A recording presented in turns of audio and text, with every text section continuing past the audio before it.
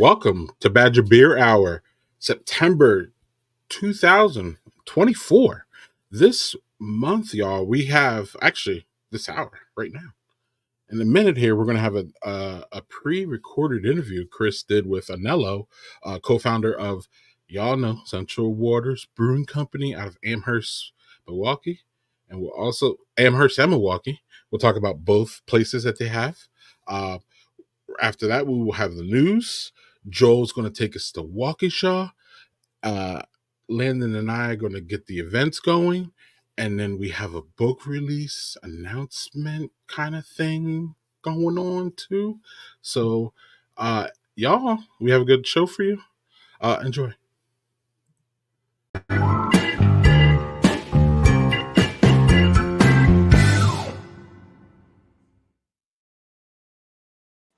Hey everybody, welcome back.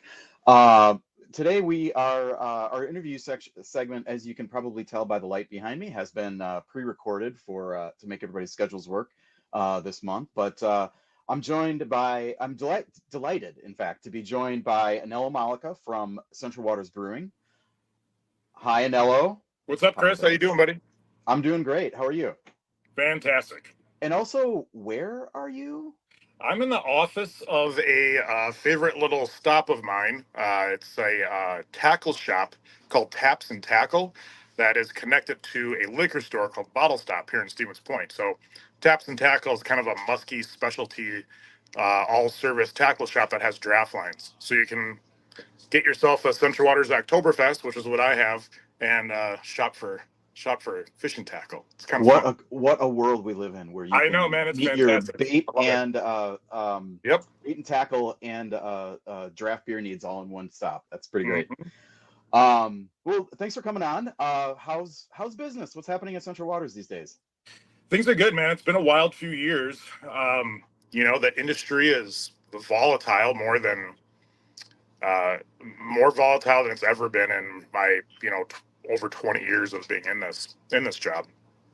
But Central Waters is doing great. We're positive on the year and on sales, which is very difficult to do these days. So I'm really, really proud of that. I attribute that to the awesome team we've got, from production to our sales force is killing it right now. So nice. When you say up in sales, is that compared to? I mean, like a lot of times we talk about barrels, volume, but I imagine with the kind of stuff you're producing, is that like a better metric for the way that you guys think about your business year to year? It depends on what you're, that's the way that I look at it. I like to look at as a, how it's performing in the market, right? And I like to see growth. That's what you're hoping for, right? I'm not expecting there to be, it's not 15 years ago, right? So you're not going to see 40% growth year after year, generally speaking. But just to put up positive numbers for a brewery that's been around for almost 27 years is a challenge, and we're accomplishing it. So.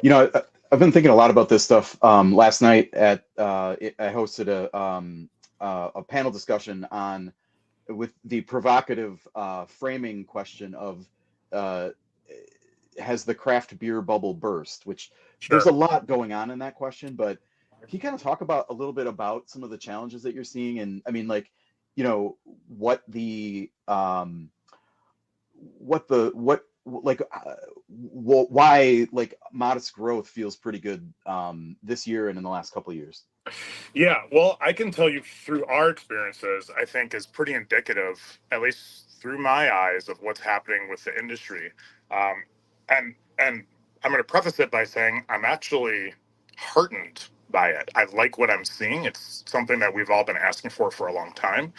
But if you think about the categories of Central Waters beers, this is the way that I frame it, right? We have what we would call our core brands, right? Mud Puppy Porter, Honey Blonde, Rift, HHG, things like that, right?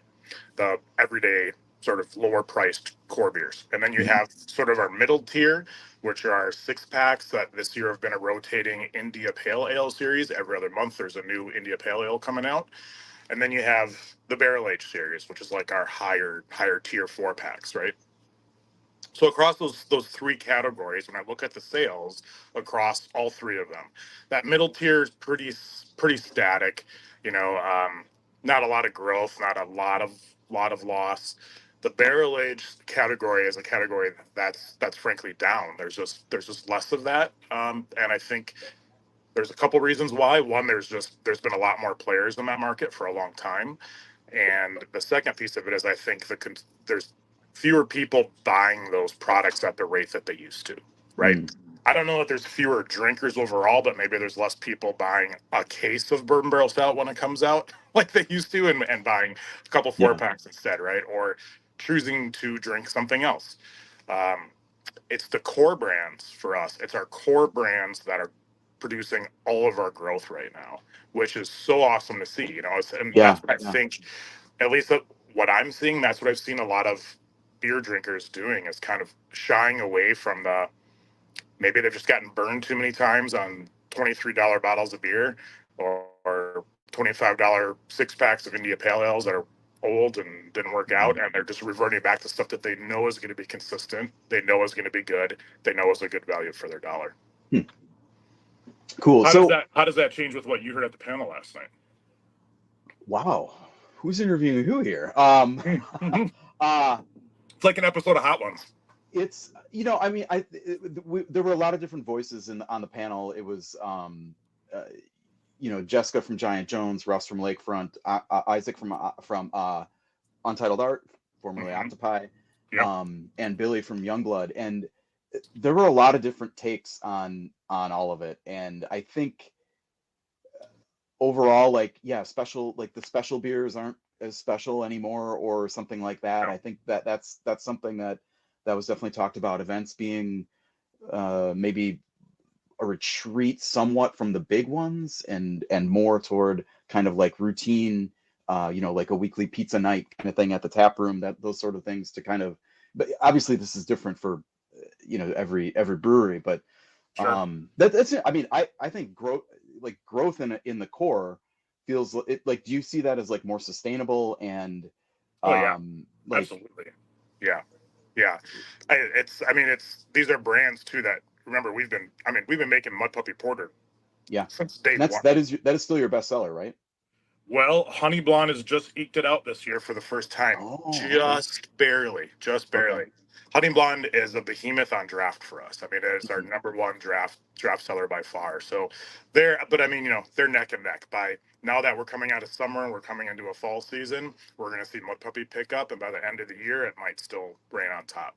But the fact that it's even in that conversation for a porter that we've been making for 27 years is something. Totally. Yeah, you know? It is. Okay, I want to talk about one other, ask about one other thing that's you mentioned. It's been an interesting couple of years. The Milwaukee Tap Room in the big old church just celebrated 3 years. That was just this month, right? A couple weeks ago. It was. Yep. And on September 7th. Yep.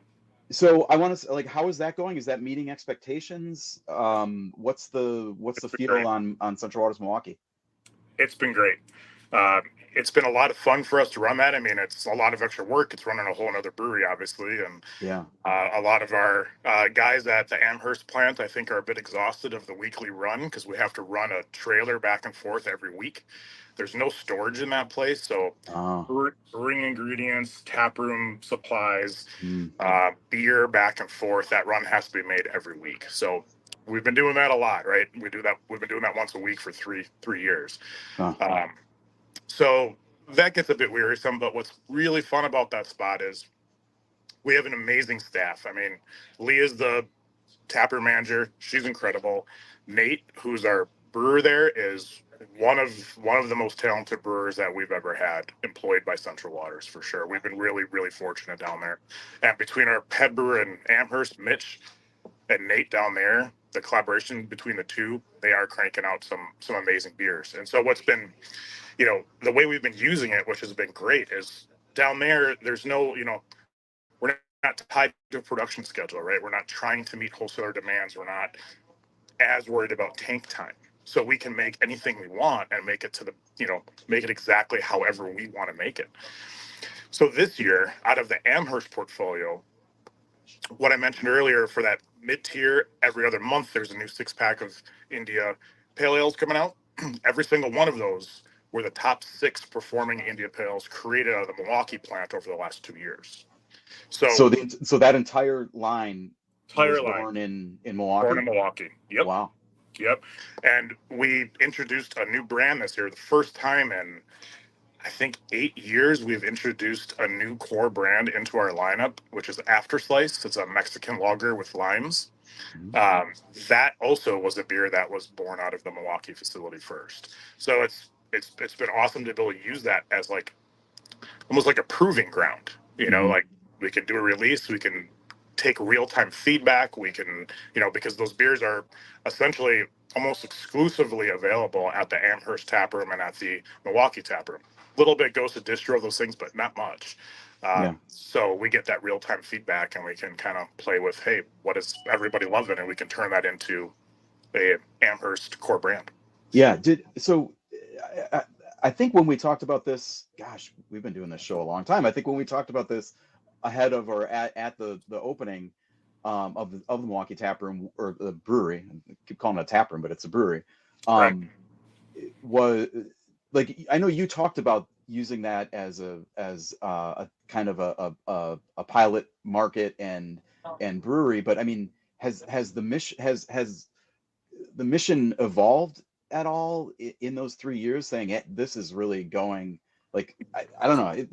Yeah, I mean, a little bit. I think the thing that's changing for us here, moving forward, for that is we're still using it that way, right? Nate down there still got the freedom to make all kinds of fun stuff. He's a very classical brewer though too, and so one thing that we didn't do the first 2 years, was just really like every brew was different. I think we did 80 different beers, right, in the first 2 years, making all kinds of crazy stuff. And so now we're kind of evolving into, this place should still have some core brands. So we're going to have, a really good lager, which will be the Milwaukee Throwback Lager. We want, a solid hazy that's always going to be on tap. A West Coast is always going to be on tap, right? Like at least 4 what we would call core brands for that place. And then moving into 2025, what we'll start doing differently is rolling it into our Amherst program. Rather than brewing it in Amherst, we're going to start taking these core brands and say every quarter we'll have limited amounts of these things that'll go to distro. So we're going to start Milwaukee only distro, very, very small, but throughout the entire state. Interesting. Okay. Yeah. Does that kind of, I mean, the function, the function of that brewery seems like it's worth it, even if it's not like, the beer across the bar is not I guess I'm wondering, does that success that you're having with it as a pilot brewery, and the kind of the proving ground you mentioned, kind of change the calculus at all on what it takes to keep it open? I mean, as far as traffic, I don't know, I guess, traffic and customers and all that stuff been meeting what you kind of expected? Well, at the end of the day, what, as running a business, what you want to see is that it's profitable, and it's profitable, right? Yeah. So we're happy with that part of it. There are certainly, regulars, customers that we'd call regulars there. What we learned with that place is, based on the location of it, it is, it's not like a neighborhood joint. You know what I mean?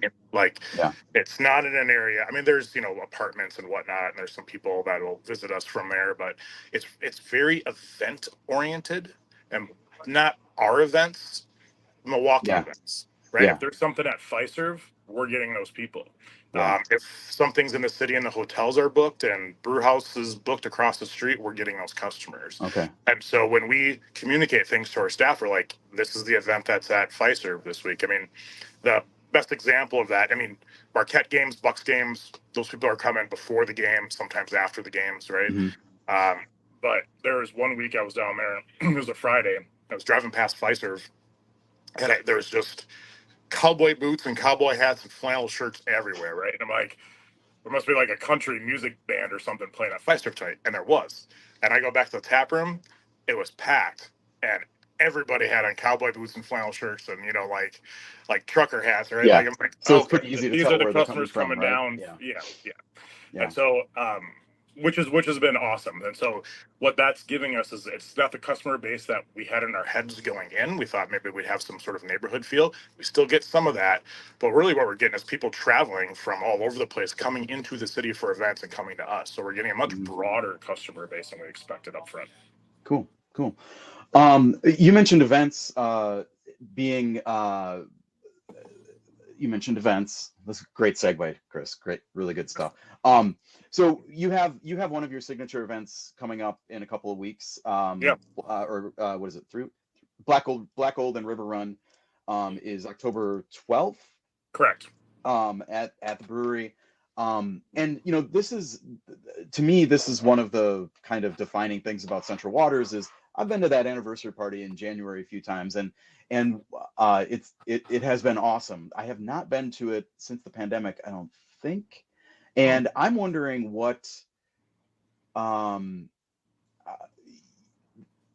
me, I mean, people are saying, I think there's kind of a generally accepted conventional wisdom out in the beer world that events, the big events, bottle releases, stuff like that, are not really what they have been.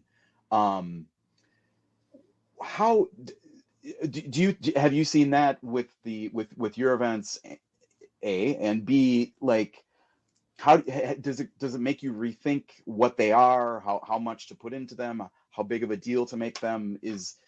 Can you talk a little bit about events and how you're seeing them in this time? It's a deep question with a lot of different answers. So certainly things have changed over the last 4 years with how those releases are run. When COVID hit, you know, we still had great success with those. We still do have very good success with those, I should say. And we had changed it up so that we were doing it as drive-through only. So there was like a no contact pickup thing. We did that for a few years, and we moved away from that last year. Last year was the year we said, okay, for these events, we're gonna go back to in person now. You know, I think there's a couple of things for us, and this is speaking strictly for Central Waters because our situation is a little bit different. What we've seen is a little bit of a decrease in some of those sales, not drastically so, but a little bit. Part of that, though, isn't just like the change in the dynamic of consumer purchasing. You also have to think how, like, last year, which was our 25th year, we released a ton of 25th anniversary variants throughout the year. We were doing it all throughout the year. Right. And we've done it, and we've done it a couple of times this year with 26. So we've dropped just an enormous amount of these 22-ounce bottles on the market to the consumer. So it's kind of hard to expect that they're all gonna still line up and get Black Gold, right? Okay. Because customers have spent a lot of money on all these other ones over the last couple of years. So far this year, ticket sales for Black Gold are up a little bit from last year. Okay. So we changed the format a bit. Last year, the way we've always had Black Golds, you paid $100 for a ticket, and you got, you know, 5 bottles, 3 of Black Gold, 2 of the variant. This year, we changed that up to 2 bottles of Black Gold and 1 bottle of variant so that we could lower the ticket price a little bit because we felt like we're kind of entering a phase where maybe $100 ticket price for the beer is a bit of a deterrent. So we were able to lower that to 60. So we've sold the sellers aren't being depleted fast enough for a 5 bottle infusion necessarily. Right, correct, yeah. And I mean, I'm sure you talk to these guys too. A lot of the people that buy a lot of these brands, I see it more and more frequently, and not just Central Waters brands, but all the other brands are like, man, you know how many bombers I have in my cellar right now? I've got, you know, 50 bottles of this one. I've got all of these of this brand. It's like, yeah, man, they're meant to be drank, not to sit in a cellar. You know, that's been our ethos since we started doing this stuff, is trying to convince people that they don't have to age these. We've already done that for you. You know, Black Gold is already 3 years old when it comes to, you don't need to age it any more than that. Like, I tell, and that's true for even our regular barrel aged 4-packs. I'm like, drink it within a year because we're making it again. Yeah, right. I mean, are you seeing those beers? I mean, I remember there has been a time when it was like if you weren't there that one day, you were not getting that beer unless it showed up on tap at a special event at a bar or something like that.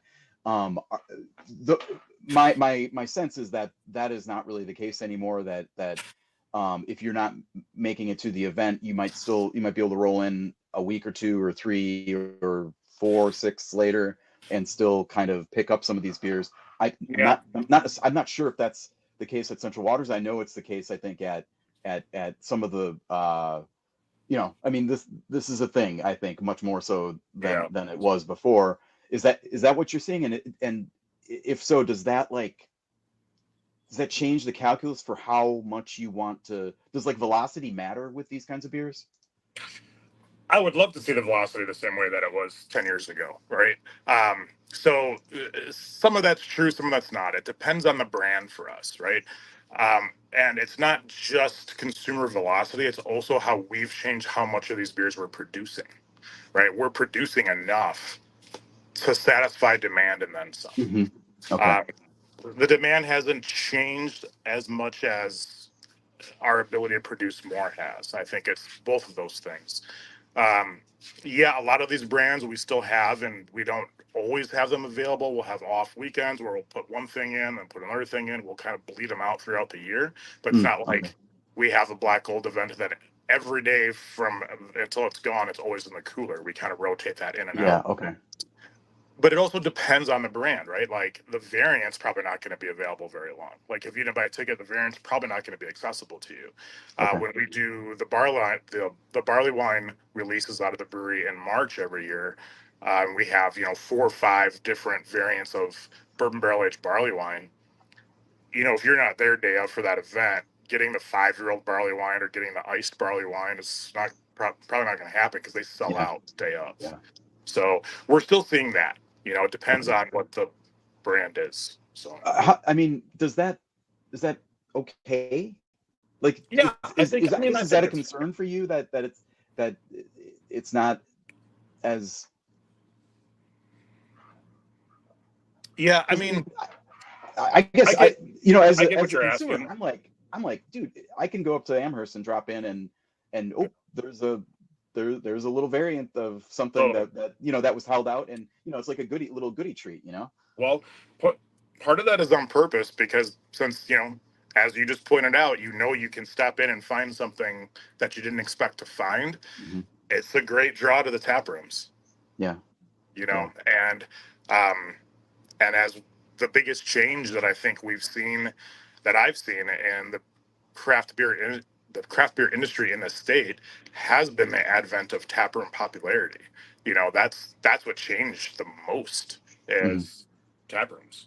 Yeah. Having the Milwaukee one is a lot of fun. The Amherst one is still busier.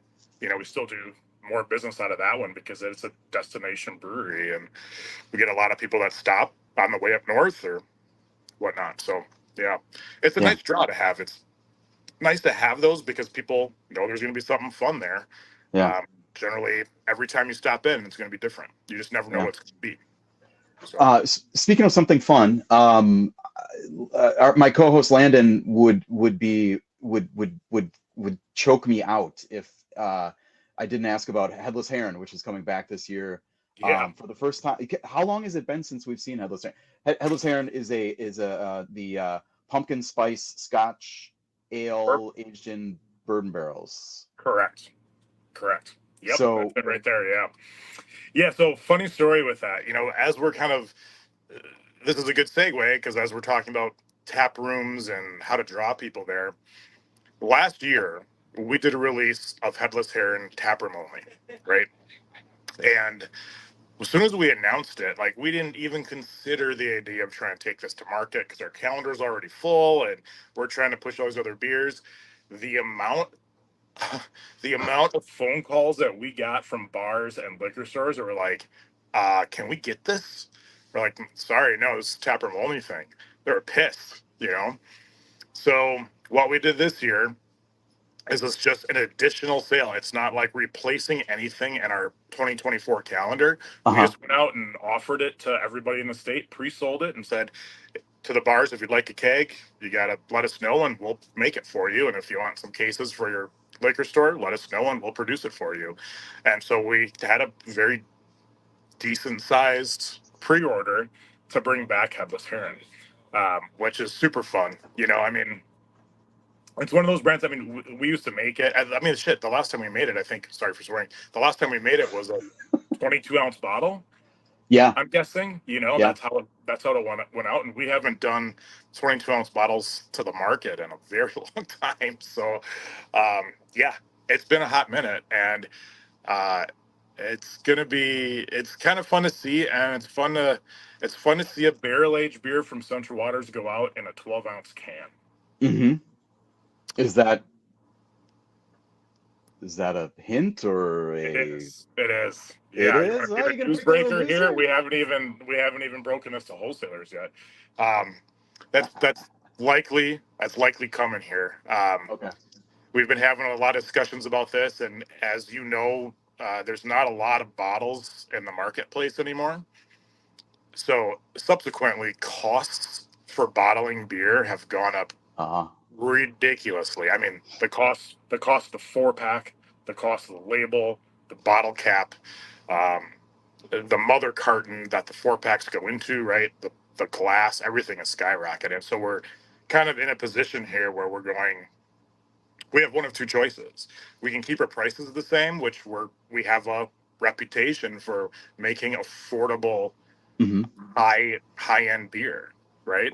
And I don't want to lose that reputation. So we switch these to cans to keep our prices the same, or you're going to be looking at a $20+ 4-pack of barrel aged beer.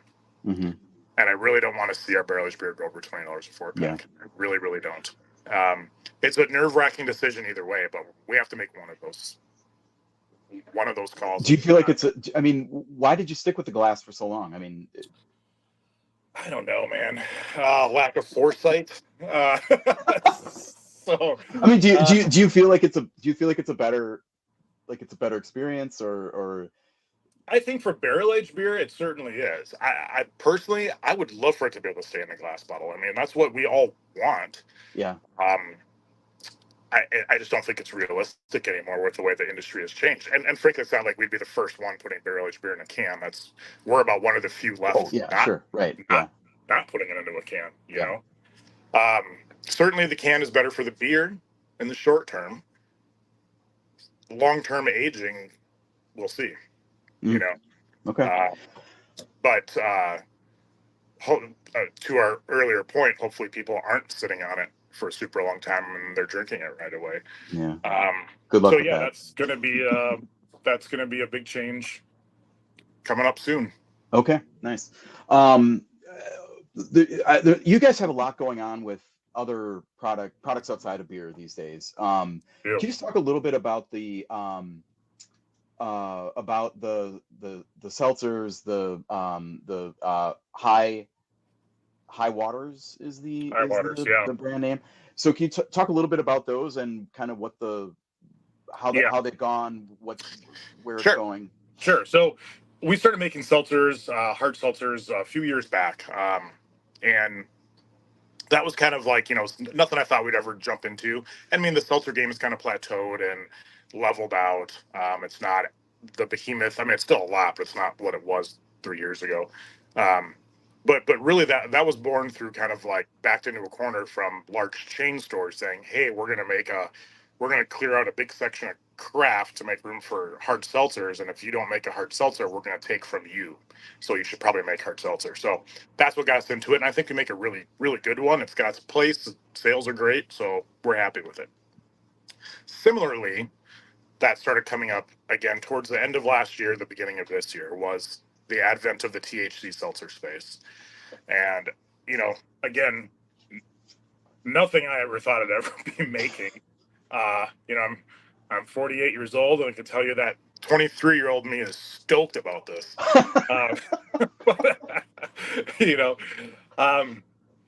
As the industry has changed, what's interesting about this is alcohol I've always viewed as like a pendulum, right? You have like beer, wine, and spirits, and that pendulum shifts. And it was in beer for a very, very long time. And I think it's definitely in the spirit realm now, and that's kind of where seltzers can help out.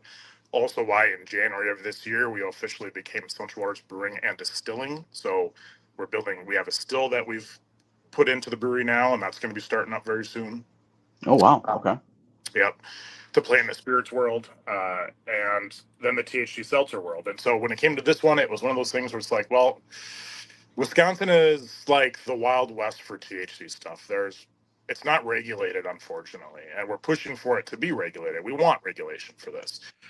So what we're doing is looking at Minnesota, where it is regulated, and following their guidelines. So if you look at a High Waters can, all of the labeling on it adheres to a very strict Minnesota labeling guideline. Also, why the cans are 10 milligram THC. That's the maximum per package in the state of Minnesota. That's what we expect. That's what we expect Wisconsin to adopt. You can only have five per serving. That's why the cans say there's 2 servings. Not because we think there should be 2, but because that's the maximum milligrams per serving allowed in the state of Minnesota. So a lot of intricacies with that. And so in looking at the THC space, what was all out there, I thought it was really important to try to keep some of the look of Central Waters, but I didn't want it to be Central Waters. In case this all goes sideways, it's not worth risking, 27 years of Central Waters history over making a THC seltzer. So it's a separate company. That company is called not Central Waters, but High Waters, which I think is kind of fun. And then looking at the ones that were out there, a lot of them there's a lot of sodas, a lot of, puree, sort of heavy fruit-based ones. So we went after the 0 calories, 0 sugar. It is essentially LaCroix with THC in it. Just looking at the photo that we have up here, that what is the stigma that this is a shot that Greg took from the cooler at the Milwaukee Tap Room when we were there a couple weeks ago. Yeah. So Stigma is like the #1 selling THC seltzer in the state of Minnesota. And there, I mean, the THC market is very mature. We're 3 years behind them. And one of the owners of Stigma went to high school with my business partner, Paul. And so they were looking to launch Wisconsin. The way that it's supposed to work is it's got to be made in the state. That's kind of the way that we think that's supposed to work. So they reached out to us and asked if we would make the Stigma for them so they could launch the state of Wisconsin with it. Okay. And we said, sure, why not? It's the first time we've ever contract produced anything for any other brand in 27 years. We've never, ever done it. So we're making a whole bunch of this. I mean, we just did a lot of cases of it this week for them. So they got it. This is out of Amherst then, obviously? Yep. Yeah. Yep. Amherst. We don't do these in the Milwaukee plant. They're just made in the Amherst and that's for sale in Wisconsin. So like my admittedly limited understanding of federal law regarding this THC stuff is that it is dicey to cross state lines, and so that's kind of the approach here, is that this Minnesota company is making it in Wisconsin for Wisconsin. Correct. And there's also some ambiguity around in the state of Wisconsin, it has to be produced with Wisconsin grown hemp. Right. Oh, yeah. That's another piece. But at the end of the day, I mean, if you go to the market and you look at the labels, nobody's adhering to any of those rules. I mean, you can jump online and order THC seltzer from California and have it mailed to your house. So, and I mean, this is kind of the reason why, you said it's the Wild West of THC in Wisconsin. It's like, well, like that could be good for a producer who's just wants to go and make a buck, but you're saying like this is certainty is better than entire lack of regulation but uncertainty. Correct. Yeah. It should be regulated. It should be taxed. It's not taxed appropriately. Tax it, regulate it. Let us do it safely, to put safeguards in place. I mean, not knocking anybody that's doing it, but I mean, you can get 50 milligram cans in the state of Wisconsin. I saw some of that. I'm like, holy crap! I don't know, man. I don't know. It seems like a lot. Yeah. That's just me. It seems like a lot. I think a good point to this though is why we want the regulation isn't just because you have producers that are trying to make a buck. we're trying to meet the demands of our consumer base, right? That's what free capitalism is, right? You're trying to make something to meet the demands what your consumers are asking you for. So if Wisconsin matures to a level like we see in Minnesota, they just did a survey there of all the people that are like 21 to I think 30 or something like that, in that range of their 20s, and they polled everybody of what is your preferred beverage to consume with a night out. It was overwhelmingly THC products over alcohol. So if that's the future we have coming, Wisconsin needs to get on board with that, and be able to regulate it and manage it appropriately. And historically, Wisconsin has a wait and see approach, and I think we should be a little bit more proactive about that. Yeah. You mentioned the hard seltzer being a little bit of a kind of a push scenario where the distributor or the retailers, kind of said, hey, you should probably make a seltzer.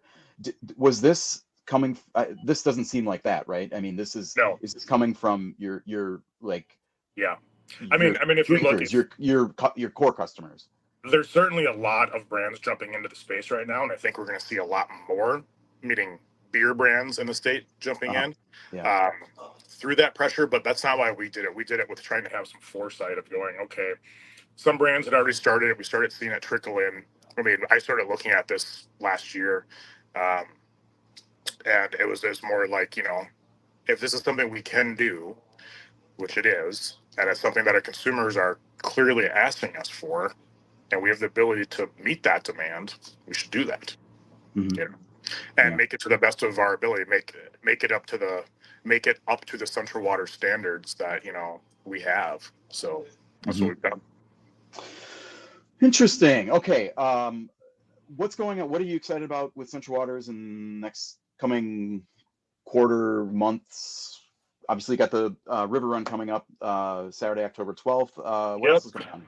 Yep, River Run coming up Saturday, October 12th with a Black Gold release and a Maple Fudge variant, which is a new variant for Black Gold this year. That's going to be a lot of fun. And then, from there, like for us, it's like a snap of a finger, and now we're at the anniversary party, right?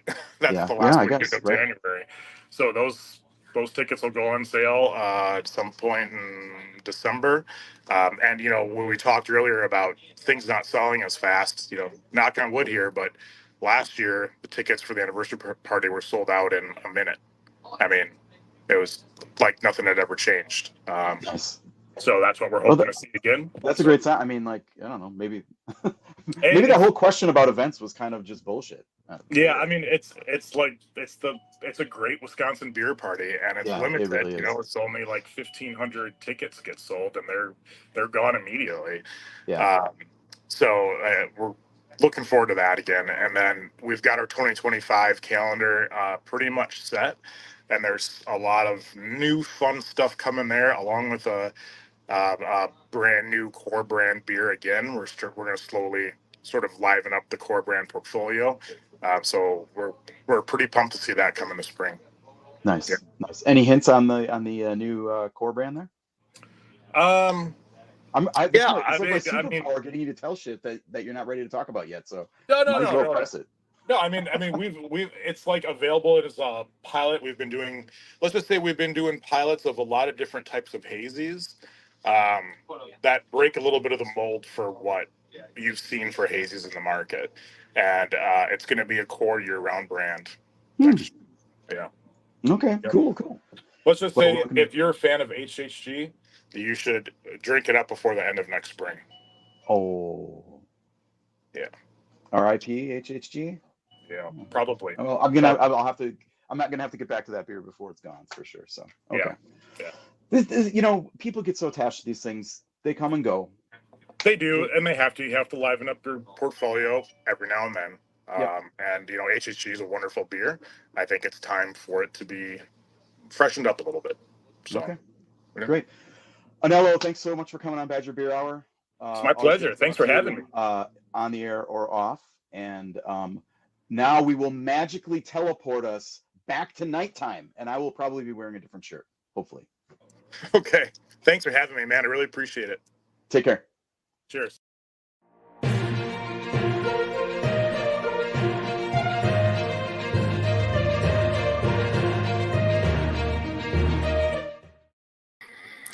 And you are wearing a different shirt, so good job, Chris. I was a little nervous. I couldn't remember what I was wearing, but I remember I talked about the shirt and thought about it. Yeah. Hi, Landon. Good to see you, buddy. That's great to see you. Yeah. We've got news. We've got all sorts of news. We got all sorts of great news.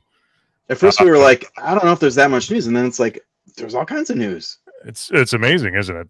So we're gonna lead off. We're gonna lead off. This is uncommon for us, but we're gonna lead off with good news. Yeah, we've got a new brewery coming. Hey, how about that? Yeah. Mike and Sarah Leb and their business partner and head brewer Lyle Hari are opening. Wait for it. Oh, shoot. Well, the graphic says it right there. Fond du Lac Beer Company. We have talked, I believe, on this show. I know Joel and I have talked about Fond du Lac being the weirdest beer desert in Wisconsin. That there is not beer, but brewery desert in Wisconsin. That there's just, I mean, I'm pretty sure it's the biggest city without one currently. So the Lebs are like, yo, let's get in on that. So this report from credit where credit's due, Margaret Cahill of NBC 26 in Green Bay broke this news, I think, just yesterday. That report says the brewery is going to have 18 different beers. I'm assuming that means tap lines. Yep. It cites the Leb's German heritage, so maybe we're looking at like some kind of traditional lager emphasis, which would be cool. And Sarah Leb notes in the report that it will be family friendly, and have a beer garden and an event space. Cool. So this is down at 4th and Main in, I think that's downtown Fond du Lac, kind of right by Veterans Park. So how about that? Fond du Lac getting a brewery finally. You know what? I didn't make a note of this in my little note, but when is this thing opening? Do they have a timeline? Scanning. Come on, Margaret. Greg says early 2025. Did you come through early 2025?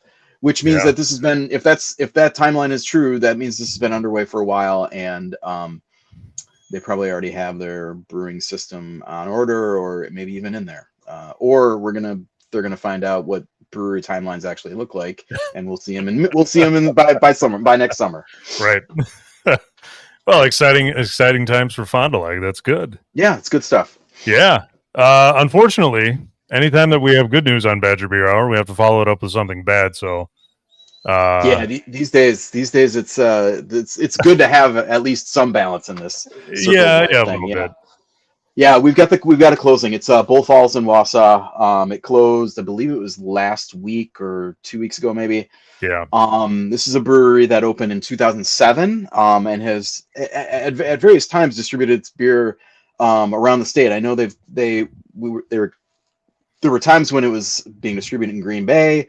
I was down in Madison for a while. I wrote about this brewery for the Beer Baron column in 2015 when they opened up in Madison. They had a focus on traditional styles, a lot of German beers. I remember thinking their Hefeweizen was pretty solid. Yeah. We were trying to kind of get at why a brewery closed, and the reason in this case is pretty clear. They built a big new brewery with a pretty big. I couldn't find anything on the brew house size, but it was a pretty big brewery that opened in 2013.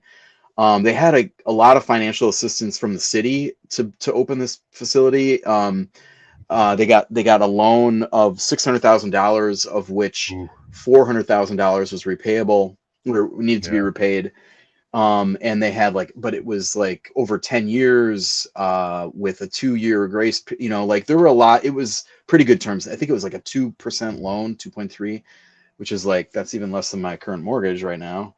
Yeah. So that's pretty good. And even with that, they could not keep up. So as of May 1st, the brewery was $15,000 behind on those payments and had nearly $300,000 outstanding on the loan, which is that loan was issued in 2012. Yeah. 10 years, that's not great. More than 2/3 of the original amount that they're still on the hook for. So not great. Wausau is I think it's a pretty good brewery market. I don't know, beer market, maybe. I'm not sure. But I don't know. they've got Red Eye in there. There's Yeah. Great Dane up there. There's a couple of smaller breweries, in the small towns around it. I don't know. I'm not sure. It's hard to say. I don't think the beer was super outstanding, if good at all, really. What I remember from 2015 was a little hit or miss. Yeah. But and the branding was definitely a little. It looked pretty 2007 to me. But I don't know. I mean, there's going to be a brewery available. Maybe somebody can make it work. Yeah. I know, but Greg said the location was a little not great for kind of visiting. So I don't know. A lot of obstacles, but hopefully better things on the horizon for Waukesha. Yeah, hopefully. I mean, you go just a little bit further and you can get to Central Waters too, so that might have been part of it. But a little less further. Well, depending on where you're coming from, I guess. From my direction. Further. But from yeah. Yeah. Yep. And I only care about everybody else is like a little bit less far. That's right. Anyway, how about a little distribution news? Yeah, this is a nice little story. So we've talked. I believe we reported on Dusterbeck's, or that was a Greg. Greg did a. Greg did it on the road. Yeah. Yeah, and on the road to Dusterbeck's. This is a little farmhouse brewery. Well, farmhouse. I mean, it's a pretty good sized facility. There you go. In Elkhorn, so it's down in kind of the Lake Geneva area. It opened in 2019, and they've been talking about they've been doing self distribution in that area, and I think they're doing pretty well. I know I see them at beer festivals. I think they were talking about getting out to Madison. I'm not sure if they're self distributing out there yet, but the news here is that they teamed up with Beer Capital, so they're beginning larger scale distribution, starting in the Milwaukee market. They're sending, looks like 6 brands here. We've got Barn Quilt Blondie, Dairy Air Hazy IPA. Get it? Because Dairy Air, it's like Dairy Air. The air hanging around it. Yeah. Okay. Yeah. Pig Farmer Pale Ale, Roosterbeck Amber Ale, and Nutty Bill's Peanut Butter Porter. That sounds like something up your alley there. If it's super sweet, no, but otherwise, I like peanut butter. Yeah. Nice little brewery, and they're gonna be getting into the mean streets of Milwaukee in beer distribution. So it'll be interesting to see how that goes. Well, good for them. The next story, there is a certain brewery with a certain owner that turns up in our news far too often. I mean, far too often. It's almost like we're obsessed with them. But we're not. We're not. We're just reporting the news. We're just reporting the news. And this dude likes to be in the news a lot. They just keep making the news. Yeah. Okay. So occasionally, you hear about trademark disputes in amongst breweries over beer names and, logos or whatnot. A lot of times these are a whole country or even a few states away. Like, it's like you can kind of forgive. You can all get, I didn't know that was a beer name in, Portland, Oregon, and I'm in, Texas or something. Yep. Which, although, come on, Untapped exists. Let's be real about that. But it's pretty rare that you see these things within like the same state or market. And but you know what, Landon? If there's one brewery that can turn that conventional wisdom on its head, it is our friends at Minocqua Brewing, right? Yeah. Okay, so this summer they announced that they've had this kind of, I don't know if I'd call it a line of beers, but there's a pattern here. They've got a beer called Nope, and that's Trump themed. This Minocqua Brewing, of course, is famously very liberal openly liberal politics, and really getting after that angle. So the Nope beers is a Trump theme. They have a Hope beer, which is nakedly branded with Kamala Harris, like her face is on it and stuff, like, which that's something that they do, and that's not. I don't know. I mean, I think if Kamala Harris said I don't drink and I would not like my face to be on any alcohol products, I think they would probably have to. I think they would have to remove that unless they have permission from the presidential candidate. He's probably pretty busy. I'm guessing not. Yeah. And anyway, so the news this summer was that they were coming out with a Tim Walz themed beer. Tim Walz, famously the vice presidential nominee for the Democratic Party, Kamala Harris's running mate, from Minnesota's governor. Yep. And the beer is going to be called, wait for it. Nope, that's not it. That's the new. That's you're jumping ahead, Greg. It's going to be called Ope. Ope. Yeah. Ope. Ope. Anyone with a pulse in Wisconsin beer over the past few years knows that there's a brewery in West Allis called Ope Brewing. They sell their beer in Madison, where Milwaukee or where Minocqua Brewing has a tap room. They sell their beer in Milwaukee, where Minocqua Brewing sells a ton of its beer. That is not okay. And there isn't. Okay, all right. I'm getting it. I'm just reporting the news, right? Okay, all right. So, but I think a reasonable person can understand why Ope Brewing Company, the name of the literal name of the brewery, might object to this beer. Some other brewery putting out a beer with the name Ope on it, real big. Okay, this is where the stories diverge a little bit. So I'm going to kind of try to tell both stories faithfully to each party. Ope posted on September 11th that it was September 11th this month that it was engaged in a trademark dispute. That date kind of matters, so we'll come back to it. But note that it's September 11th in a dispute with Minocqua Brewing over this beer. It said that they said that they had reached out seeking to resolve the issue out of court, but and didn't find. I mean, this is summarizing quite a bit. But they didn't find a resolution, so they went to court to protect the literal name of their business. Kirk Bangstead, owner of Minocqua Brewing Company, responded almost immediately, and I'm not sure what was going on. I think he might have done. I think his might have come first in a newsletter, and then went to social media after Ope's post, or right around the same time. This is all happening like in this afternoon, right, on September 11th. And he basically put them on blast, accusing Ope of bad faith negotiation.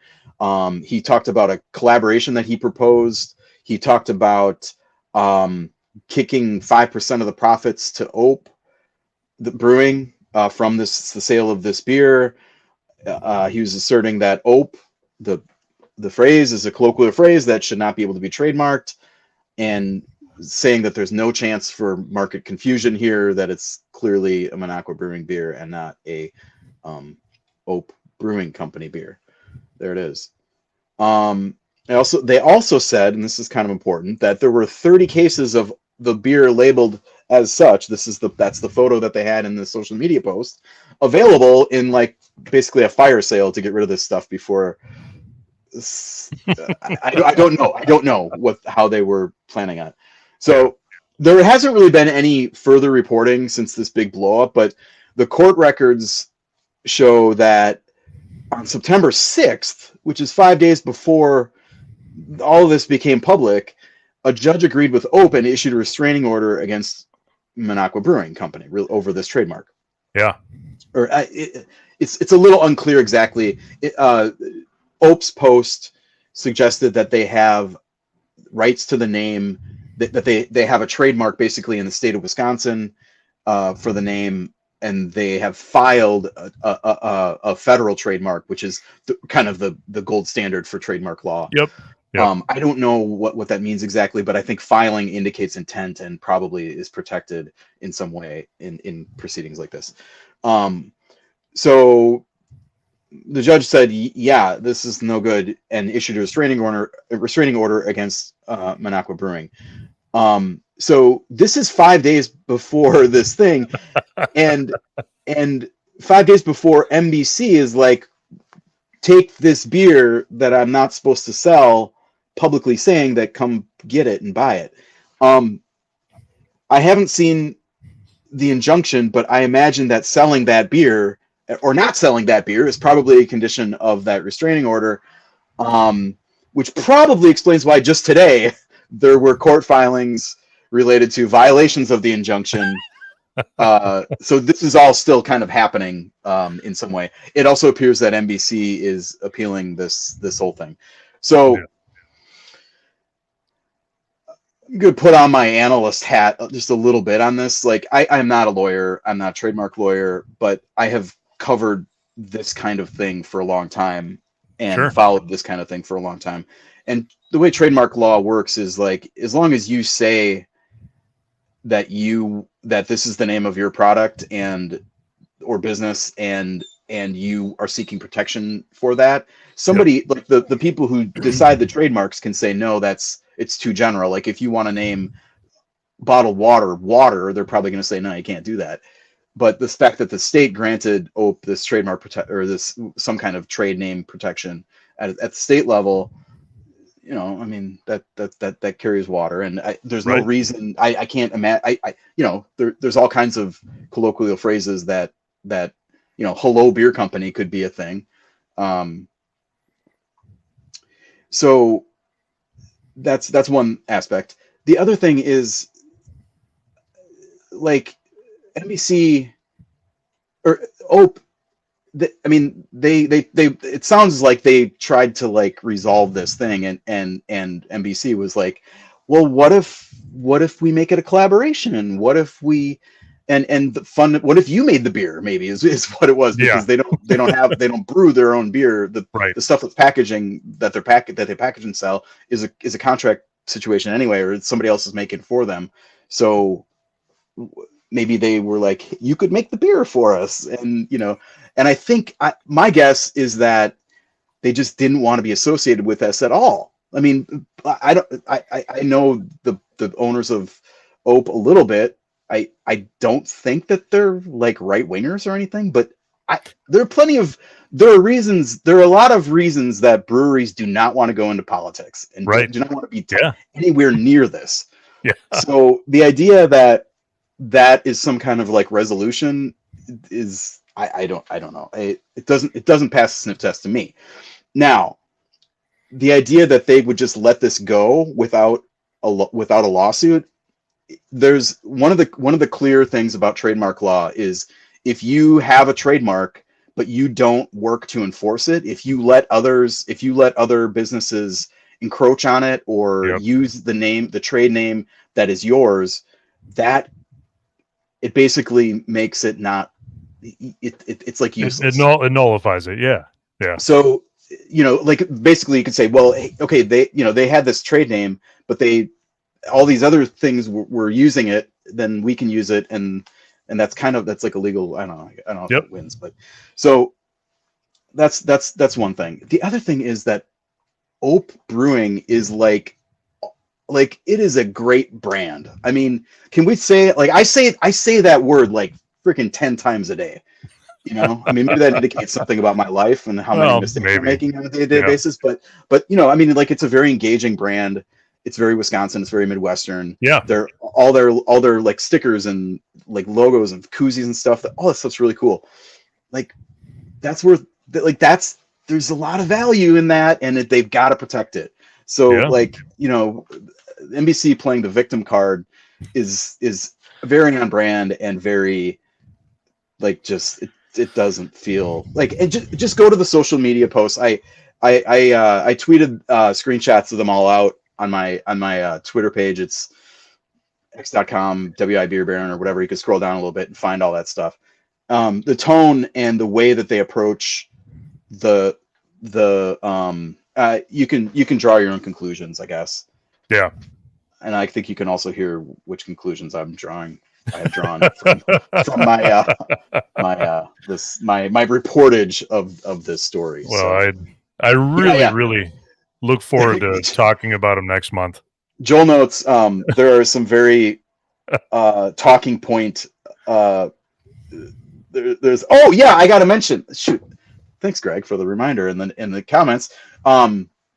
This is the new name of the beer, Big Dad Energy, which is a pretty good name. That's a pretty good name. It doesn't rhyme with hope. It doesn't rhyme with nope. But there it is. Minocqua Brewing Company, Big Dad Energy, with a big old Obama-style rendering of Tim Walz, which he probably did not grant rights for, but whatever.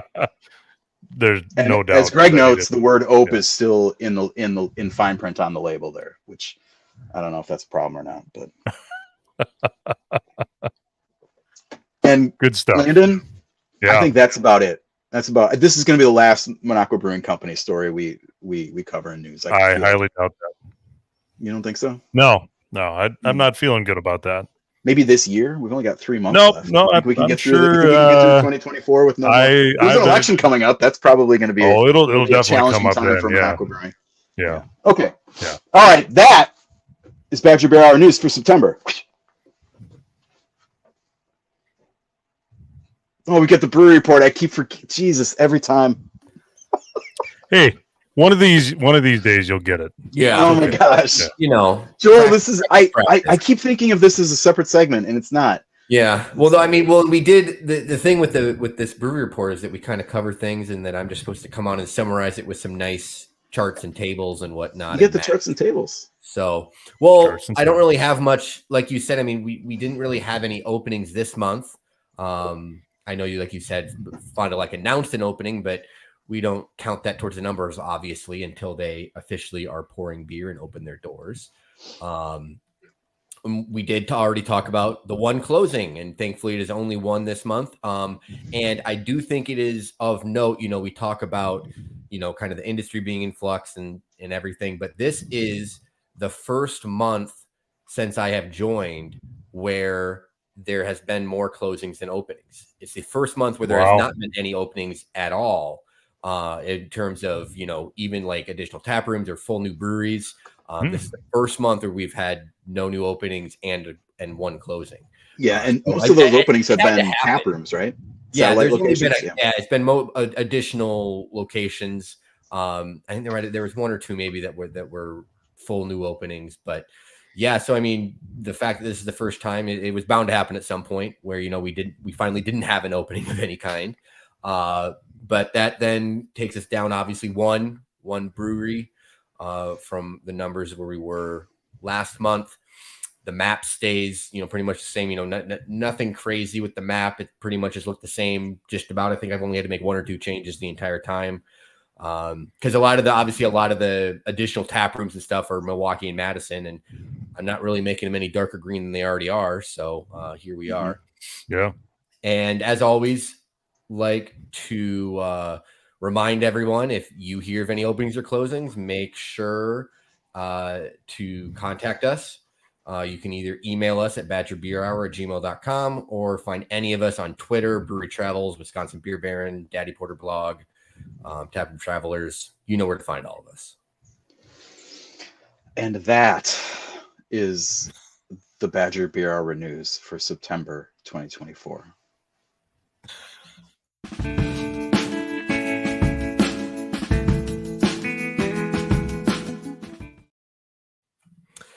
Hey, everybody. And I'm back right again. And this time I am here to do some more Badger Beer Travels. And it has been a hot minute since we've kind of been down in the southeastern part of the state here. And we still have not dove into the true Milwaukee beer scene or the Madison beer scene. But we are in the greater Milwaukee metro area this month and going out to Waukesha. And I'm excited about this one. I love the breweries out there in Waukesha, so I'm excited to cover them. Waukesha, just to give a little background there, about 70,000 people, 7th largest city in the state, home to the oldest college in the state. A little fun fact there, Carroll University. And speaking of that, the first ever forward pass in football was completed here. So for all you sports fans out there, you're learning something on the Badger Beer Hour today. It's about a little over 2 hours from Green Bay, about an hour from Madison. Like I said, it's just outside, just to the west of Milwaukee.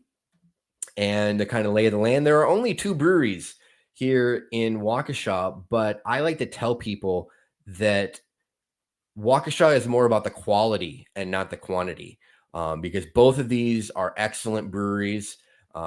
And I have enjoyed beers from both of them multiple times.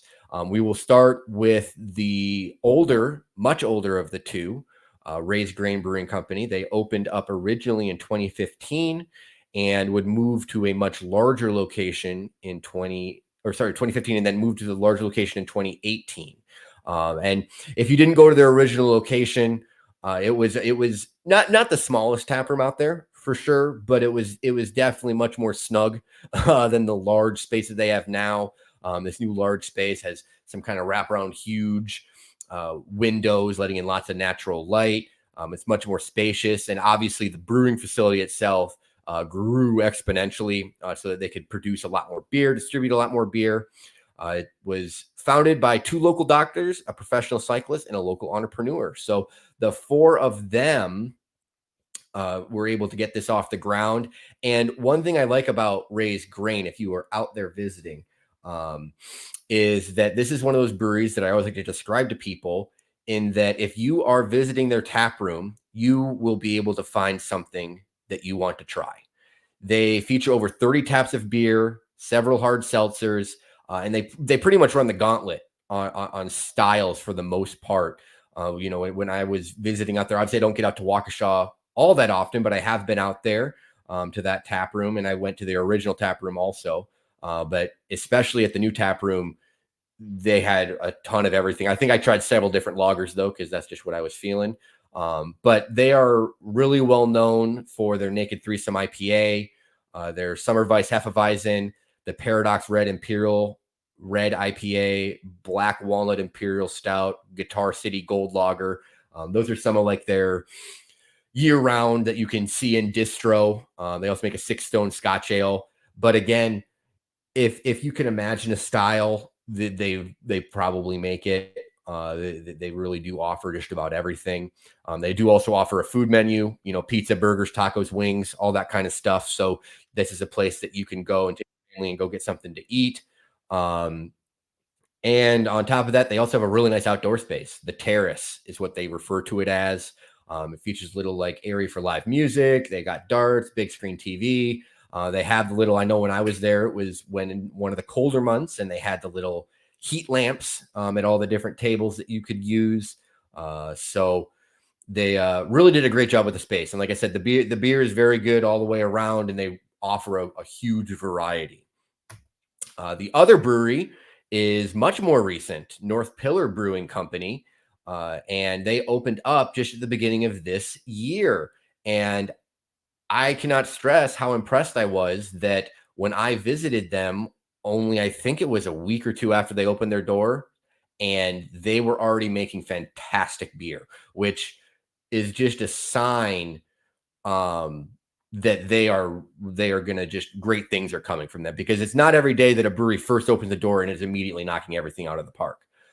And on top of that, they also have an awesome location. They're located in a historic building, kind of on the edge of downtown, I guess, that dates back to the 1850s and was originally home to Weber Brewing. And if you ask the guys there, they even have some old Weber Brewing. I think they have a can, maybe some other merch stuff. But yeah, really cool tap room. And the name comes partially from this building's location and the building itself. It's located on North Street. And as you can see, if you kind of look at that picture on the top there are massive white pillars all through the tap room that are original to the building. So hence you combine those two things, you get North Pillar Brewing. The tap room is very large and open. The brewing system is off to one side, kind of tucked away, but it's very open with the bar kind of wrapping around in the middle. It is a 7-barrel system. And they do not offer, in-house food as of now, but they partner with various food trucks. Some examples of their beer, the Forward Pass Blonde Ale, Family Function Red Ale, Early Drumlin Coffee Stout, Let's Boogie, New England IPA, Recess Time Sour, Barley Flour, German Pilsner. They lean on a little more traditional, I would say, but like I said, they do a fruited sour, hazy IPA. I will say the two beers. So I tried several beers on my first visit, but all of them were good for sure. But the Family Function Red Ale and the Early Drumlin Coffee Stout were two of the best examples of those particular styles I've had this year. They were both really, really good. The owners there are great. I got to chat with them when I first visited, and I chatted with them again at the beer festival here in Glendale. So great guys. May even see me doing a type of event there in the future. Hint, we'll see. But yeah, really great location. Both these breweries have great tap rooms, great beer. So I highly recommend. I can go back to the map one more time. You can see they're only it says it's a 7 minutes of power, less than 2.5 miles. So they're kind of off there on their own, but it is well worth the trip for anyone in the Milwaukee or Madison area, for that matter, to go out there and check out both of these breweries. And as always, whether it's where you're living or where you're visiting, be sure to drink local everywhere.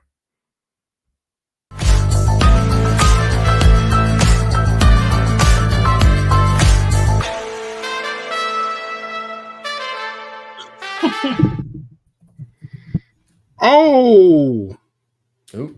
Wait, y'all ain't supposed to be there. Well, hey, thanks, Joel. Thanks. I've never been to Waukesha for beer, but that raised grain, and I know North Pell is good. So thanks, Joel, for the Waukesha update. That's always awesome. What's up, Landon? Welcome back. Nice to see you. Thank you. It's good to be back. Shout out my Oak shirt.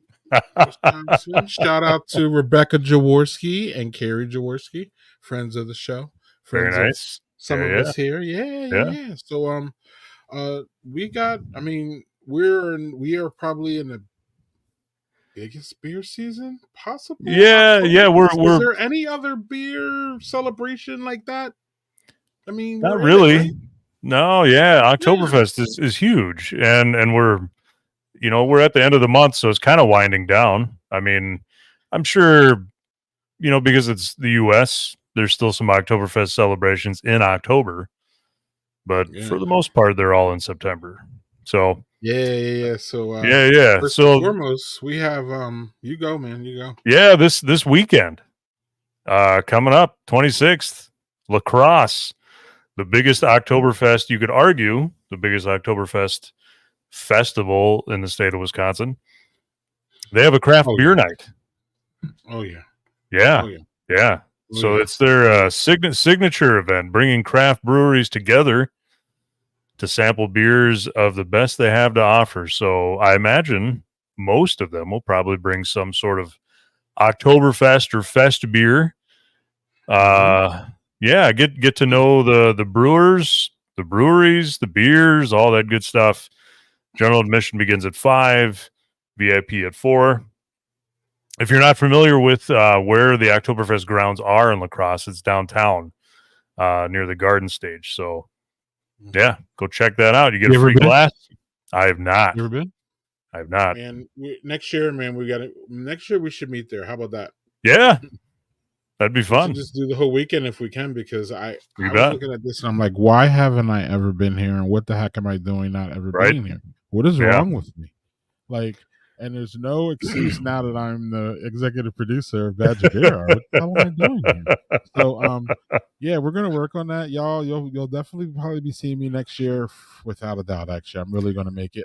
Because once, Landon, you sent me all this, and I was like, looking for some media to accent our conversation here.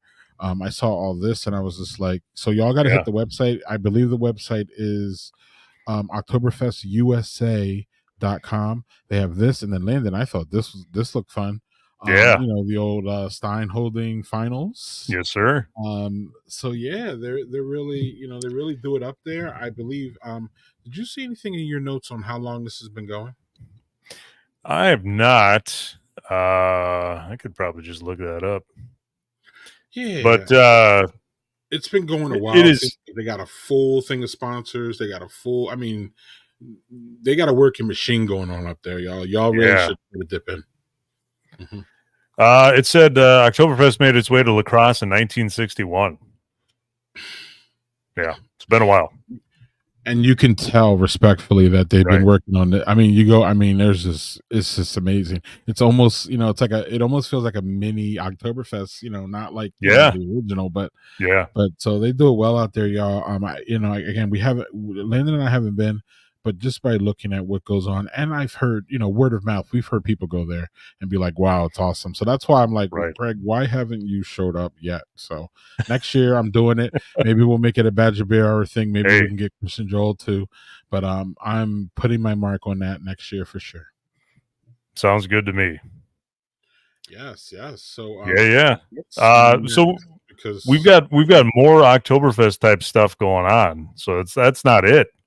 And like I said, it's some of this stuff goes into October. So the 6th annual Craft Brew Open is hold on, buddy. Actually, I'm sorry. Yeah.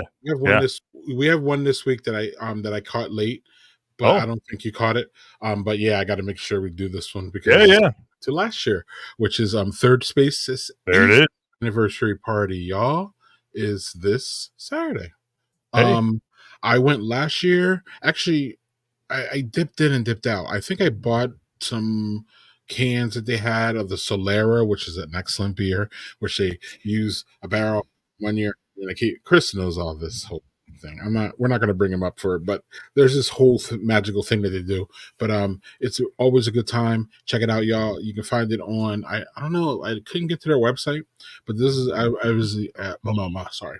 As y'all can see, this is a Facebook page. So if you go to their page, all the information's there. But they're gonna have 10 hours of bands. Apparently, look at 7 noon to 10, 7 different bands. Beer releases, tasty bites, all the anniversary things. So Third Space is a friend of the show, being on, I believe they've appeared here twice, or definitely once for sure, maybe twice. Chris loves the judge the IPA fest they put on. Third Space is good times.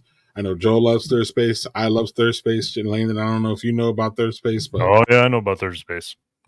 Yeah. So happy anniversary. So, happy anniversary to those guys. Yeah, I jumped on your other thing, but we're ready for that. Oh, you're cool. You're cool. That was important to get to, man. We got to do that. Yes, 6th annual Craft Brew Open, October 5th, so next weekend. Lake Lawn Resort in Delavan. Look at that. Yeah. So it's a golf course. Of course, you can join them on the greens, dress up in your lederhosen, get your golf clubs, all that good stuff. It all benefits a local charity. You can sip your way through the course, enter win raffle prizes, polka, all that good stuff. All of the money that they raise goes to Walworth County's only free medical clinic, Open Arms Free Clinic. So a good cause. Prizes, of course, for all the longest drive, all that good stuff. Anybody that's golfed knows all that good kind of thing. Standard. Standard. $250 for a 2-person team. $450 for a 4-person team. You get golf, breakfast, lunch. Prizes. Okay. All that good stuff. Yeah. It's a good deal. That's cool. Sounds good. Yes. Yeah. Sounds like a bunch of fun. All right. What do we have? The next one I saw, I believe Chris even tweeted about this one. The Beer Trail Invitational at Havenwoods Tap Room and Beer Garden. That's Saturday, September 28th, 2 to 6. That's a Saturday. Okay, cool. So again, y'all in Milwaukee are spoiled with great beer events because you can hit this up, all of it over to Third Space. But look at this thing. And what else is going on with this one? So they've got the beer trail set up, so you get to walk along the beer trail. Special releases. Exclusives from more than 30 breweries dotted along their trail that goes through 5 acres of woods. You can order tickets online, $75 a piece. You get a tasting glass and unlimited sampling, and you can get all your steps in for the day. Yeah, and as you can see here, what I like is that they give a sneak peek of the brews, Landon. Yeah. Sometimes they just tell you the breweries, but a Lakefront's Black Friday barley wine from 2019. Where else are you going to get that? Huh? at the Beer Trail Invitational. That's where you're going to get it this Saturday from 2 p.m. That's right. Yeah. That, y'all can head over to you can head over to Third Space because they're open till 10. Look at that. Yeah. There's your full day mapped out. A beer, Milwaukee beer. Look at that. BA booze for breakfast. Eagle Point. Look Ooh. At that. So Foxtown's barley wine. Yeah. Yeah, no for you craft brewer, no for you beer festival people. This is great. We like to know the breweries, but we really like to know, especially geeks like Landon and I, really want to know the big beers. So if y'all got big beers, it's going to incentivize us to get our butts there more than if you just say Lakefront's going to be there. Because what are you that is respectfully Lakefront, and we like Lakefront, but if you're talking Black Friday Lakefront, that's a different kind of Lakefront. And that's easily, that lineup right there is easily worth the $75. Right. Yeah. Just to sit around and drink Black Friday all day. Yeah, right. And I think it's, at least up here, it's supposed to be beautiful this weekend too. So if it's going to be the same down there, be a great day to do that kind of stuff. Yeah. So also note Chris Strasser, the Beer Baron, will be in attendance for that. Also, and you can take pictures with him, get his autograph. Yeah, Joel's excited about the event, but it doesn't look like he's going to be there. But Chris will be there. Man, if I could get down there, I would too. So excellent time. Good work with that. What's next, Landon? We've got Crafttoberfest next weekend in Ashwaubenon at the Resch Center. So Festival Foods is putting this on. It is the largest, at least they say it, the largest craft beverage sampling event. I don't know if you want to believe that or not. But anyway, guess we'll have unlimited sampling of hundreds. Yes, that's right. Hundreds of craft beverages, beer, wine, spirits, and more. Of course, you got to be 21 and over to attend. You can get first call tickets if they're still available. If you get those, you get a full-size commemorative glass, unique pours from numerous breweries and distilleries, specialty wines, limited amount of tickets available. Okay. Limited. Yeah. Yeah. All right. So that's coming up, y'all. Next we have Dell's on Tap. Dell's on Tap. This is a big deal. I've never gone. Have you ever gone? I've been to Dell's on Tap. Dell's on Tap. Dell's on Tap's a good one. I'm thinking about. I'm sniffing around this one too. Sniffing around. We'll see. Yeah. That's coming up just after our next show. But I figured I put this in here just because I wanted to make people aware of it. If they wanted, I figured tickets probably go pretty fast. So it's weird out there on those beer festival streets though these days. If you know, just kind of like crap beer. So but yeah, this is the fun one. I'm not sure where it is. Do you have notes where it is this year? It says just off of La Crosse Street in downtown the Dells. Okay. Because it's been at a beer barn and it's literally been at what's the amusement park there? There's a bunch of them. Mount Olympus. It was at Mount Olympus. Okay. The year I went, it was at Mount Olympus. So it jumps around up there, but it's a good time. $85. And if I remember, this is one that they give you. Well, this is give you a pretzel necklace and light snacks. I don't know. When I was there, they had light snacks, and it was really nice actually because you got to see yourself as you. Oh yeah. Dell's on Tap, y'all. Dell's on Tap. And then we got one last one. This is a fun one. Drink Wisconsin, please. Yeah. I was wondering why this ended up on our list, but you are our executive director for events, so I let it fly. But I was like, wait, what is this all about? Wait, what's going on? Well, it's Drink Wisconsin, please. So anybody that follows them online, they're all over social medias and stuff. So of course, it's at their place. What better with beer than cheese curds? So it's their 5th annual Curd Fest, Sunday, October 13th. Love and afford. I mean, just by looking at me, you can probably tell that I love cheese curds. They're really good. So it's at their pub in Milwaukee. VIP tickets for this year's include a cup koozie, limited edition sticker, cheese curd samples, And then if you're old enough, you get a shot of their cheese curd vodka. I don't know about that. I don't. I mean, I'm sure I'd probably take it, but I'm not so sure about that. And then you can chase your curd vodka with a shot of Supper Club Ranch. Yeah. So the thing about the curd vodka, the curd vodka is that there's a video, and I looked at the video how they make it, and what you're supposed to use it for, Landon, is Bloody Marys. Ooh, yeah. So then, you know, because it adds the cheese. I don't do the Bloody Mary, so I mean, I do. Like Bloody Mary, people were like, "Oh yeah." Yeah, so I'd be into that. Sure. Yeah. Right. So, yeah. Anything else on Curd-Fest? Nothing else on Curd-Fest, but I see Chris has got one last event. What? You can pop him on. Chris is gonna have to wait. Oh, Curd-Fest is $15 for VIP. Well worth it. $15 cheese curds. Yeah, $10. You can pay. You can pay that for one order of cheese curds. I have one. Actually, I have two more. Sorry, Chris. Okay, yeah. We have the Fall Festival though at Lakefront Brewery. Ooh.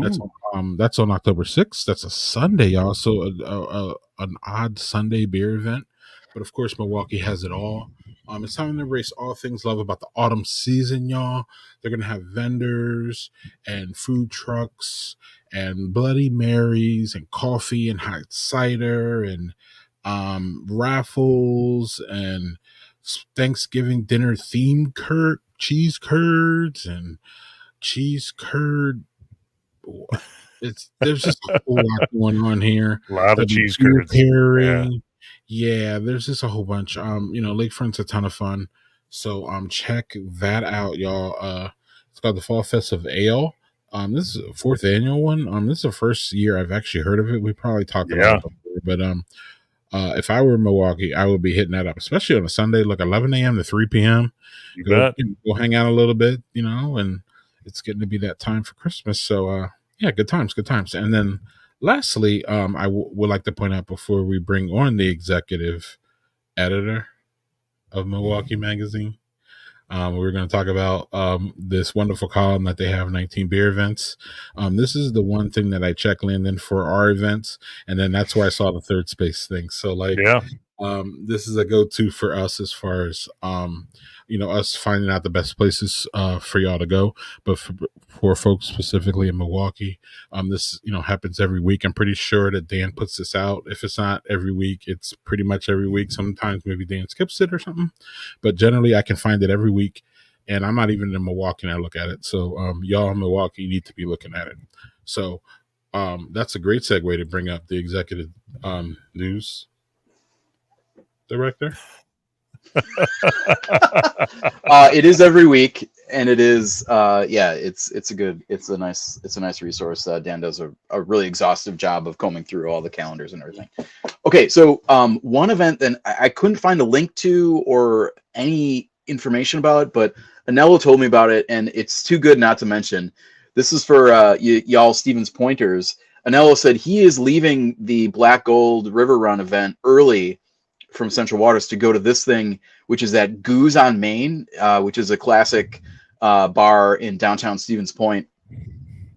If you're from Central Wisconsin, you know Goose. They're doing a headless heron pumpkin carving event. This is Saturday, October 12th. I assume it's like the evening or something. I don't know. I don't know the time. I know that's like the most important thing. And like for events is like, when should I go?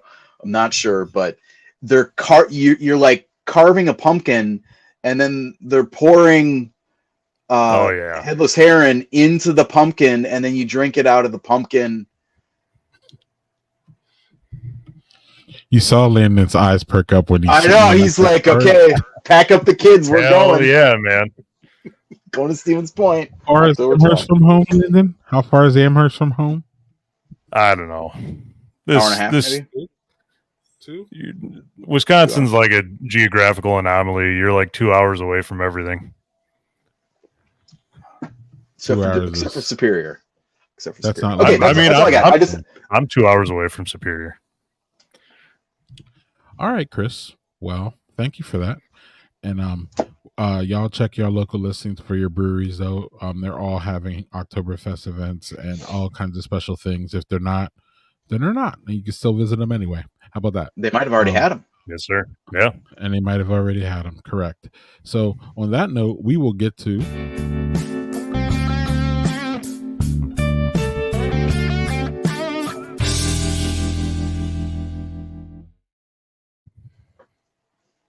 Hey, Joel. Hey, Joel. Hey, Joel. I think, yeah. Hey, somehow got muted there. How you doing, Joel? What's going on? I hear good. How are you? Maybe a thing or two going on with you. Kind of. It's more of a announcement about a future thing that is going to be going on because I don't have firm details on certain things, but we're working our way towards that soon. So, okay. Is it okay if I pull up the slideshow? Sure. So, I have a book cover that is going to be hopefully available for people to buy here within the next 2-ish months. The plan is definitely hopefully in time for the holiday season, so that way everyone can be buying it as a gift for everyone that they know. Let's make me small because my video is glitchy. Hold on. Oh, now I can't do it. There we go. That's fine. I don't need to be big for this. But you can hear me fine. You don't need to be able to see me. So all right. This is a book that I've kind of been, I know I've discussed it a little bit on this show. I've obviously talked about it on my social media accounts.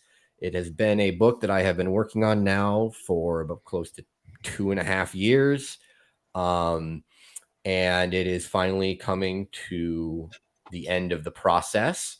If you are listening just audio and don't want to bother trying to go on the YouTube, if you follow me on social media, you can definitely go and find, I've posted pictures of the cover. And it's something that I am very excited about. Hopefully releasing, like I said, hopefully coming up here end of November, early December at the latest, hopefully. And following that, you will see me out and about promoting the book. I have not even begun reaching out to breweries yet, which is part of my steps once I have a firm release date. But I can tell you I already have like 6 or 7 breweries that have already been in talks with me about hosting events, and not just Wisconsin, but also Illinois and Iowa, and to probably get to do some in Minnesota. I'm also going out to California at some point, maybe try to do something out there. But I will obviously be keeping people in the loop on all of that. You may even see another one of the Badger Beer Hour hosts potentially, have a little blurb in the book. We'll see. But anyway, if you're not reading, I can just to give people a little bit of a breakdown. I included on here what is going to be on the back cover of the book, essentially, kind of a description. So craft beer tourism has become mainstream, whether it's people planning entire vacations around beer or simply visiting breweries whenever they are in a new location or where they live. It is now commonplace to take in a city via their brewing scene. Joel has visited nearly 1,400 breweries across all 50 states, and this book is a compilation of his experiences. But this is more than a simple travel guide. From the planning process of a beercation to questions to ask the staff upon your arrival, Joel addresses a variety of topics for those who want to enjoy beer travel. Following that introduction, the primary section of this book dives into the beer scenes in cities and towns all across the country. Nuggets of information on breweries and beers are sewn together to paint a picture of what it is like to visit each city for its breweries and overall beer scene.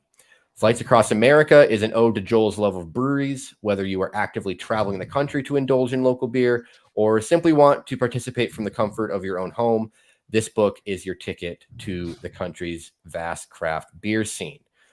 So it's like I said, I'll definitely be having more to discuss on this, hopefully soon. But but yeah, it's something I'm obviously very excited about finally getting done. It is going to be a hefty book. I'm going to warn people that now. I cover, I think, like 106. I have like 160 different cities I do write-ups on. Over 1,000 breweries are mentioned.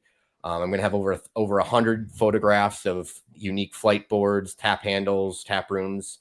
I think it's going to be over 300 pages. It is going to be a fairly decent size. It's going to be a larger book than what I anticipated. That is #value. Yes. So loyal beer readers out there. That is the hope. So like I said, follow me on this. I know we do our social media stuff, but if you are interested in the book, I don't know what percentage of my posts in the coming months will be about it. I will probably be annoying about it, but I've been doing this brewery travel stuff for 8 years. I've never done anything for financial gain up until this point with the book. And so, if people have enjoyed following my travels and experiences and want to have a way to kind of absorb all that information again in one place, this is going to be the chance to do that. So yeah, that's pretty much it. Very cool. Congrats, Joel. Very exciting.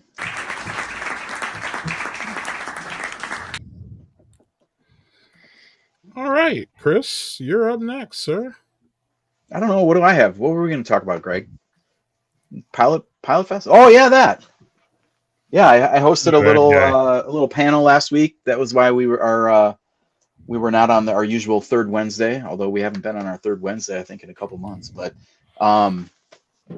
yeah, I got to go on a stage where I have seen many awesome performers over the years at the Barrymore in Madison, and moderated this panel with the craft beer luminaries that you see in that photo.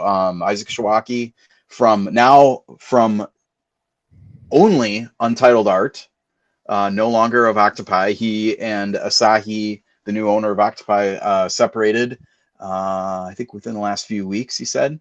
Russ Klisch from Lakefront, who's been a guest on this show. Isaac, of course, has been a guest on the show as well. Jessica Jones from Giant Jones, who's also been a guest on this show. And Billy Duplanty from Youngblood Beer, who has been a guest on this show. I think so. I'm pretty sure. Yeah. Yes. Billy, yeah. I know we've definitely had Youngblood on him. I think it was Billy. I'm pretty sure it was Billy. He's a good yapper. He's a good yapper. Doesn't shut up. So yeah, it was a great conversation. All on them. They had good answers and had a really good conversation going. A lot of different, views of the whole, there's a lot of different perspectives, which is why we chose all those four different people to have on the panel, and it was really cool. There is it's on YouTube. If you go to that story on the Cap Times, if you search for Cap Times craft beer bubble burst, if you scroll down, you can see there's a link to the entire video, a video of the whole panel. Like I think it was like an hour plus, and really insightful stuff about kind of probing that question of like, was there a bubble? Has it burst? What are the challenges? What are you excited about? A lot of different things. So yeah, go check that out. Okay. Yeah. Something slipped my purview here, big time. So you're telling me that Isaac is no longer with Octopi? He's just Untitled Art. I learned that on Wednesday last week. Very interesting. Mm-hmm. Yeah, anyway. And I mean, I think that might actually be worth talking about a little bit, because when he was on in January after the sale, he said, "Yeah, I mean, I'm managing and running this brewery still going forward." He talked a lot about what Octopi was into, which is co-packing, and I mean, we know what Octopi does. A lot of craft brewing and a lot of different beverages and all that kind of stuff. And Asahi, of course, like they make Asahi Dry, they make Pilsner Urquell, they make a pretty much narrower range of products. And I'm going to be really interested to see where all those. I mean, he suggests, reading between the lines of what he told us in January, I thought it was likely that Octopi would start to shed at least some of the smaller clients that were left, contract clients and co-packing clients that were left, and maybe like get out of that line of business entirely. I don't know. Dude's probably got a whole bunch of money and maybe is not done starting breweries yet. He better got a whole bunch of money. But anyway, he's that age where I wouldn't be surprised if he's got at least one more go in him. I'll just say that. Yeah, and I'm working on an interview with him on Friday stream. So and you know me, I'm nosy. I even asked him I should also say it's not like I know anything about like him starting. Like I don't. This is just me kind of reading the tea leaves here. He has not said anything like that to me. Me too. And but I mean, but also just running, like you can run Untitled Art. That's pretty good business, probably. Yeah. Yeah. Comments on the panel. The panel was awesome. Y'all need to go and find it. It was awesome. It was amazing. And then afterwards, I talked to Isaac a little bit after, out in the lobby there of the thing, and of course I asked him how much. You know, I was like, of course I'm asking these questions, Landon. I'm not just gonna. I'm like, can we disclose how much? Can we do? You know what I mean? So I asked him. Like, he was happy to see me, but of course I went into like full fact finding mode, which is probably not cool, but whatever. That's anyway, good. You got a little journalist heart in you, man. Oh man, I want the scoop, man. I'm just nosy, and I understand that I have a platform where I can expand. I can take my nosiness and then tell everybody. So that's good part, but bad part. But anyway, so I understand when people are apprehensive, but sometimes I just don't care because I'm just so interested, and I'm interested in like the bare bones of these deals and the meaning behind them, and a brewery's. I would love to know what Octopi was valued at in that transaction. Yeah. That would be absolutely fascinating. And y'all know how my stream goes. We get a few drinks of you, and then we shut off the stream, and then we try to ask you all kinds of questions off the record. So like, oh look at that! I just put that on a live tape too. That's wonderful. Anyway, Landon, do you have anything before we hit the road? I'll talk about this next month, but yeah, coming up, the wife and I are going to Ireland. So and we're doing all the beer things. We're gonna do Guinness and Smittix and whiskey tasting, and of course, seeing Ireland too. So, are there craft breweries over there? There must be, right? There are. I want to. That is the very first thing that I do when I find out where my hotels are. Just like Joel said, drink. Just like in the U.S. Yeah. I map it out to find out where the pubs and the everything is. So the pubs. I would be fascinated to hear what they make and how it is pubs. And all that stuff. I'll have plenty of videos and plenty of pictures to go with it. So how long are you going for? 8 days. Yep. Nice. Yeah. So I'll talk a little bit more about that next month, but that's coming up. So it's good. Yeah, and look at my boys. I got a book coming out, Ireland. This mofo with his Chris with all his shit. Y'all the shit. I love y'all. I just wanted to say that. Hey, one thing I should definitely plug too. Speaking of things coming out, the October issue of Milwaukee Magazine, the cover story is dive bars. So this is obviously well, I don't know, maybe not obviously, but this is a topic very near and dear to my heart. And I edited the package, and it was a joy. And I learned so much about Milwaukee's bar scene in producing this package, and I'm really proud of it. And if you're not a regular subscriber to Milwaukee Magazine, you should stop by, your grocery store, bookshop, or whatever it is, and pick up that copy. Pick up copy of the October issue. It'll be out like probably maybe this weekend, or I don't know. It's usually like right before October, the beginning of the month. So if you're a subscriber, it should be hitting your box pretty soon. So check that out. Enjoy. Awesome. That sounds fun. Look at that, and it's definitely on brand here. It's wonderful, Chris. Yeah. Look at that. Y'all all are on brand. So We got all kinds of shit going on here. And we're definitely on brand, going almost on 2 hours, and this is right. Badger Beer 2 hour. Life. So Right. that is very on brand. But so next Badger Beer Hour is late in October. How about that, y'all? Let's do that. We're shooting for the third. Most likely, we're going to try to get back to the third Wednesday this month. We're gonna try. Yeah, we'll try for it. Might be the fourth. It might be the fourth. But I need my whole crew to run. 5 Wednesdays, so it does. It changes the math. It may even be the 5th Wednesday. Yes. But I need my crew to run. So that's how we run around here. But wanted to thank y'all for. I wanted to thank y'all again, of course, for doing everything you do to keep this going.